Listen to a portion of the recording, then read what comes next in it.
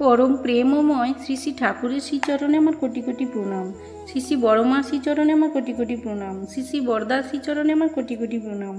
श्री श्री आचार्य देवेर श्रीचरणे आमार कोटि कोटि प्रणाम। ठाकुर परिवारेर प्रति प्रत्येकेर चरणे आमार कोटि कोटि प्रणाम।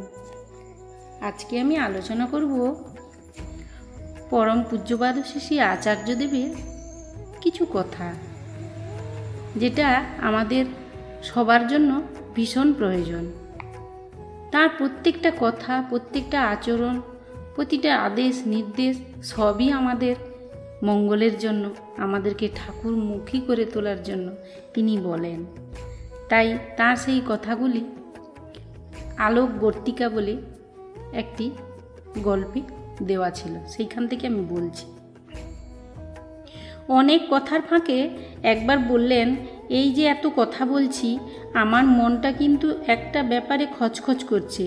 পরিধানের কাপড়টা দেখিয়ে বলছেন, এই যে কাপড়টা পরেছি এটা নতুন, কিন্তু পরার সময় দেখলাম একটা জায়গায় এতটা ফেঁসে গেছে, ইস্ত্রি করার সময় বোধহয় ফেঁসেছে, সেই থেকেই আমার মনটা ওতে লেগে আছে।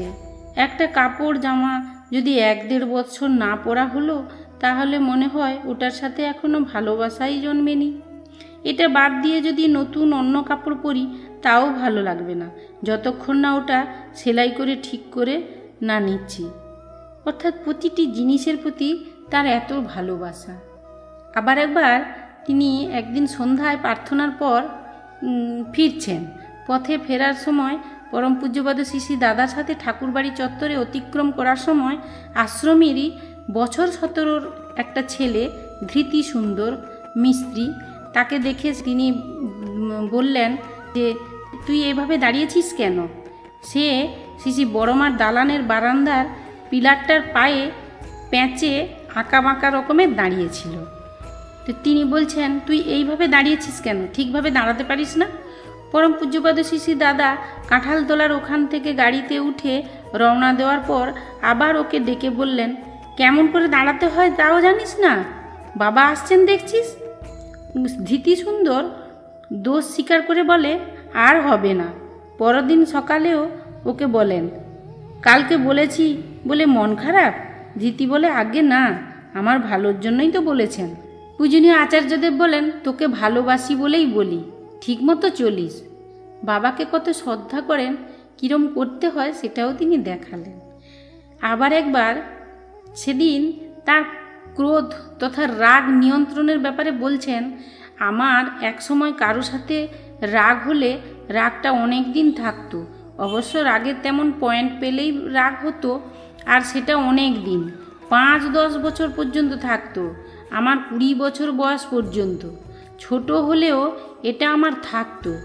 আমার ভাইদের জিজ্ঞাসা করেছিলাম, ওরা বলে 2-4 ঘন্টা, 2 দিন, 1 দিন রাগ থাকে।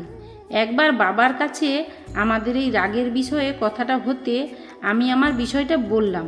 তখন বাবা বললেন, ঠাকুরের বলা আছে কারোর উপর রাগ এক পক্ষকালের বেশি থাকলে পাতিত্ব এসে যায়। সেই থেকে আমি কারো সাথে রাগ করলেও বা রাগ হলেও খুব তাড়াতাড়ি তা মাথা থেকে সরিয়ে দিই, মনে রাখি না। অবশ্য অভ্যাসবশে সেই ঘটনাটা মনে উঠলেও আচার ব্যবহারে তা প্রকাশ করি না, তার সাথে ভালো ব্যবহারই করি। আচার্যদেব তিনি সবসময় তিনি আচরণ করেই আমাদের এইভাবে শিক্ষা দেন। আবার একবার বালুরঘাট সৎসঙ্গ মন্দির থেকে আগত বিপুল সমাজদারদা সেখানে নির্মাণ কার্য বিষয়ে জানিয়ে বলছেন, মন্দিরের পাশেই কিছু ভেস্টেড ল্যান্ড আছে, সেখানে একটা পুকুরও আছে। বাউন্ডারি ওয়াল দিতে হলে পুকুরটা বোঝানো দরকার। আমরা ওই জমিটার জন্য সরকারি অফিসে টাকা জমা দিয়েছি, কিন্তু কিছু লোক আপত্তি করতে এতদিন কাজটা হয়নি। এবার একজন সরকারি অফিসার বলছেন কাজটা করে দেবেন। এসব শুনে আচার্যদেব বলছেন, এখন পুকুর বোঝানো যায় না, 1 ট্রাক মাটি ফেলে দেখেন, পারিপার্শ্বিক কেস ঠুকে দেবে। পারিপার্শ্বিককে চটিয়ে তো ঠাকুরের কাজ করা যায় না। এখন একটা গাছ লাগানো সোজা, কিন্তু কাটা যায় না। আপনি আইন মানতে বাধ্য। ভালো মানুষ, সৎ মানুষের জন্যে আইন। আপনি ঠাকুরের শিষ্য, আপনি আইন ভাঙতে পারেন না।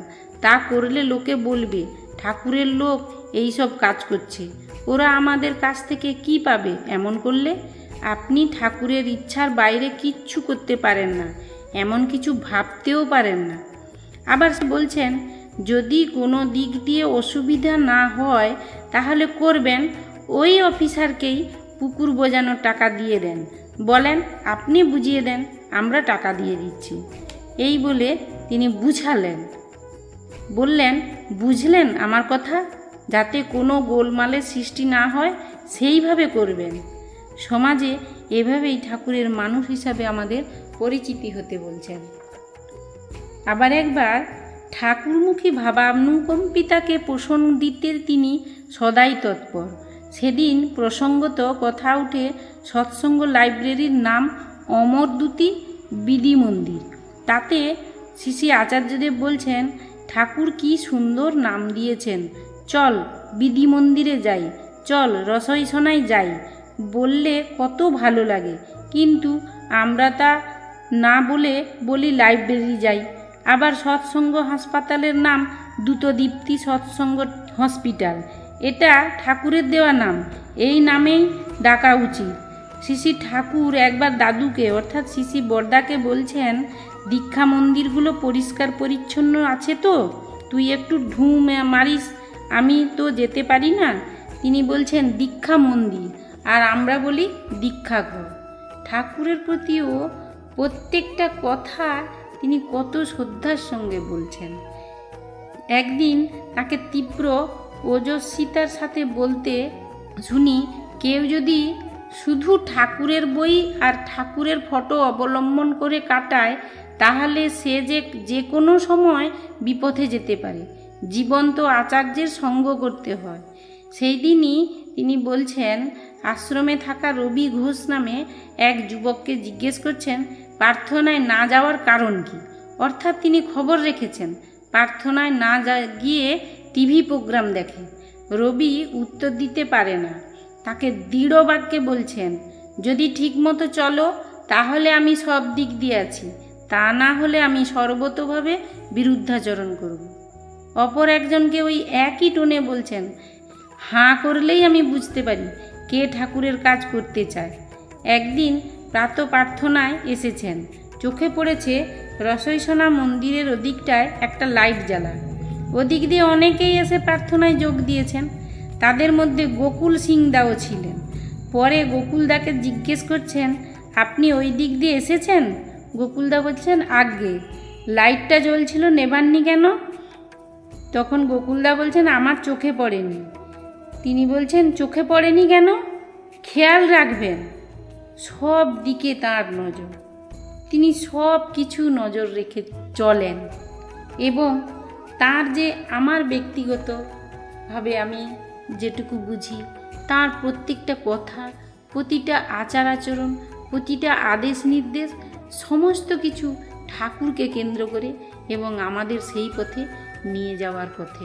তিনি একবার নিজেই বলেছিলেন যে ঠাকুর বলেছেন, মরো না মেরো না, পারো তো মৃত্যুকে অবলুপ্ত করো, আর তিনি অহরহ তাই করে চলেছেন। আমাদের সবাইকে আমরা যাতে না মরি নিজের থেকে এবং অন্যকে যেন না মারি, সেই কথাই তিনি বলে চলেছেন।